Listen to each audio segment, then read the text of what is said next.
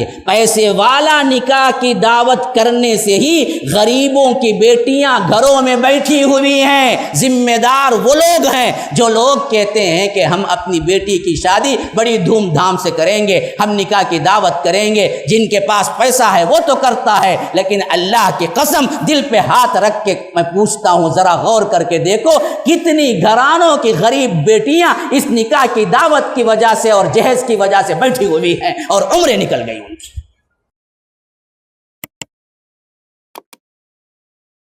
ذمہ دار کون ہے؟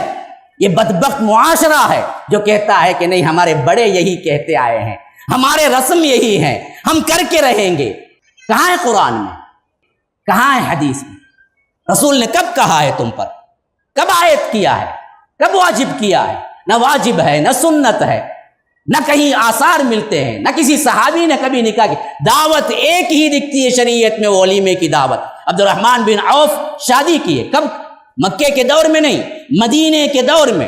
اللہ کے رسول مدینے میں ہیں، عبد الرحمن بھی مدینے میں ہے، شادی عبد الرحمن بن عوف کی ہوتی ہے، نہ وہ اللہ کے رسول کو بلاتے ہیں، نہ اللہ کے رسول صلی اللہ علیہ وسلم کو معلوم ہوتا ہے عبد الرحمن کی شادی ہو گئی۔ ایک مرتبہ جو دلہا جس رنگ کا جو عطر لگاتا تھا وہ لگا ہوا دیکھتے ہیں تو اللہ کے رسول خود پوچھتے ہیں، عبد الرحمن کیا تم نے نکاح کر لیا؟ کہا کہ ہاں اللہ کے رسول میں نے نکاح کر لیا۔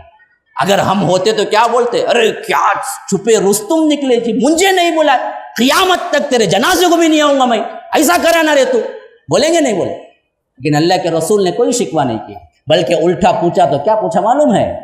کیا لیا جہیز میں؟ نہیں، کیا دیا مہر میں؟ یہ پوچھا، لیا نہیں دیا کیا؟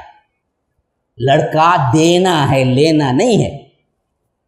یاد رکھ، جبرن اگر اس نے ایک پائی بھی لیا جہیز کے نام پر، میں پورے ہوش مندانہ طور پر کہتا ہوں کہ جس طرح سود حرام ہے اسی طرح جہیز بھی حرام ہے۔